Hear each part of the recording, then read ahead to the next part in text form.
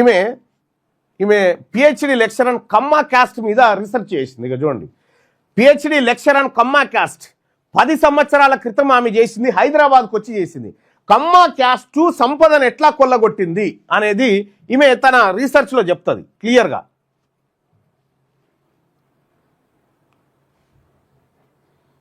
London school of economics and political science. ఒకసారి ఇట్రా.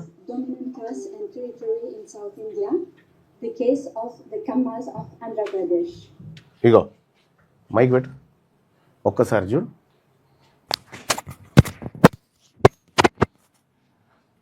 Kamma caste.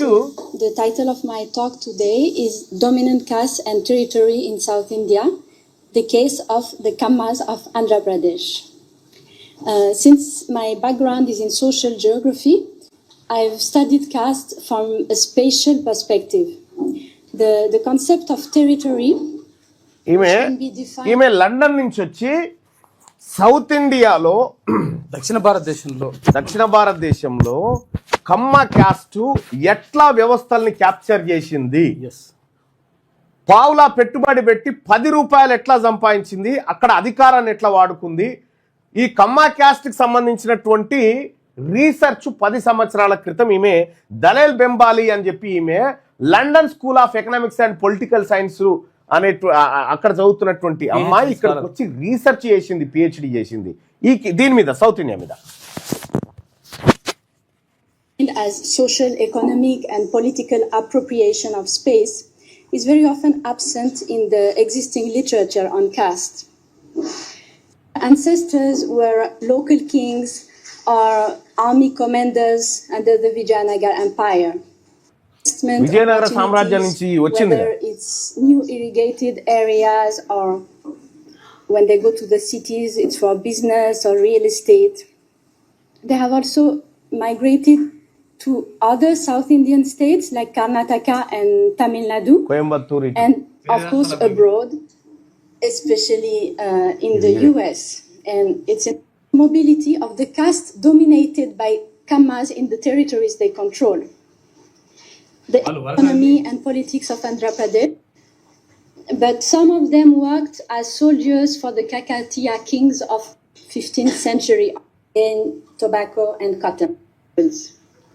There was a brief attempt at the demand for a Telugu state separated from the Tamil province, in fact, was an old demand by the Telugu-speaking dominant caste.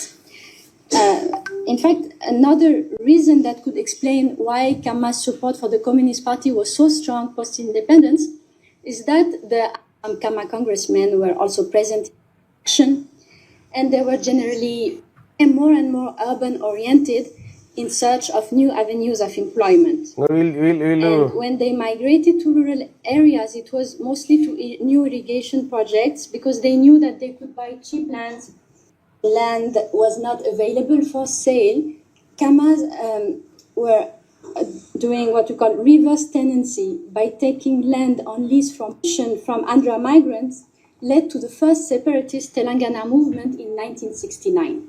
It is for them in the capital city. The victory of the Telugu Desam Party, the TDP, just a few months after its creation, can be explained by the anger of the Telugu people at the constant interference of NTR to capture state power. Telugu film industry, which is the second in India. London ఆమె వచ్చి power ని capture ఎట్లా చేసిర్రు, సంపదను ఎట్లా కొల్లగొట్టిర్రు అని చెప్పి PhD చేసిందా. ఈ వీడియోని ఎవరైనా చూసినామా మనం? ఈ వీడియోని 10 సంవత్సరాల క్రితం నేను V6లో తీన్మార్ వార్తలు చదివే టైంలో ఈ వీడియోని నేను పట్టి ప్లే చేసిన. ఇందులో ఆమె ఏం చెప్తుందంటే హైటెక్ సిటీ ఎట్లా పుట్టింది, హైటెక్ సిటీ చుట్టూ కమ్మవారి సామ్రాజ్యం ఎట్లా ఏర్పడ్డది, అక్కడ 32 పైసలు 28 పైసలు పెట్టి 1 రూపీ ఎట్లా సంపాదించారు, దాన్ని మల్టిప్లై ఎట్లా చేశారు అనేటువంటి ఒక వ్యాపారానికి సంబంధించి మొత్తం రీసెర్చ్ చేసింది అమ్మాయి. మొత్తం రీసెర్చ్ చేసింది. మీడియాని ఎట్లా వాడిర్రు, పొలిటికల్ పవర్ని ఎట్లా వాడిరు, ఇవన్నీ కూడా క్లియర్గా చెప్పుకొచ్చింది. ఇవన్నీ ఇంత ఇన్డెప్త్కు మనకు కంట్రోల్ బియ్యం వస్తే చాలు అనేటువంటి ఆలోచనలో ఉన్నాం. కానీ మీరు ఒకసారి గుర్తుపెట్టుకోండి, పొలిటికల్ పవరే బీసీలను బిలియనీర్లను చేస్తుంది. బీసీలు బిలియనీర్లు కావాలంటే బీసీల చేతికి అధికారం రావాలి. అదొక్కటే మార్గం, ఇంకా ఏ మార్గం లేదు. మీకు గుర్తుపెట్టుకోండి, ఒక్కసారి బీసీ ప్రభుత్వం కూడా ఎస్టాబ్లిష్ అయితే బీసీల బతుకులు మారుతాయి, 100% మారుతాయి, నో డౌట్. ఇక ఎందుకంటే నీకు చరిత్రలో ఇవన్నీ ఉదాహరణలు ఉన్నాయి. కమ్మవారు అధికారంలోకి వచ్చినప్పుడు కమ్మవారి పరిస్థితి ఏంది? బిలియనీర్లు ఎట్లా వచ్చిర్రు? రెడ్లు అధికారంలోకి వచ్చినప్పుడు రెడ్డి బిలియనీర్లు ఎట్లా వచ్చిర్రు? ఆ తర్వాత కేసీఆర్ ముఖ్యమంత్రి అయిన తర్వాత ప్రతిభా శ్రీనివాసరావు అనేటువంటి వెలమాయన ఎట్లా హెలికాప్టర్లు కొనగలిగిండు? మైహోం రామేశ్వరరావు వేల కోట్ల రూపాయలకు ఎట్లా ఎదగగలిగిండు? ఇవన్నీ ఎట్లా సాధ్యమైనవి అంటే పొలిటికల్ పవర్ ఎవరి చేతుల్లో ఉంటే వాళ్ళ చేతుల్లోకి సంపద. అదే మాస్టర్ కీ. అందుకే అంబేద్కర్ గారు చెప్తారు కదా, political power is the master key అని చెప్పి. ఆ మాస్టర్ కీ, ఆ తాళం చేయి ఎవరి దగ్గర ఉంటే వాడి జాతుల దగ్గరికి సంపద వస్తుంది. హైటెక్ సిటీ పెట్టిండు.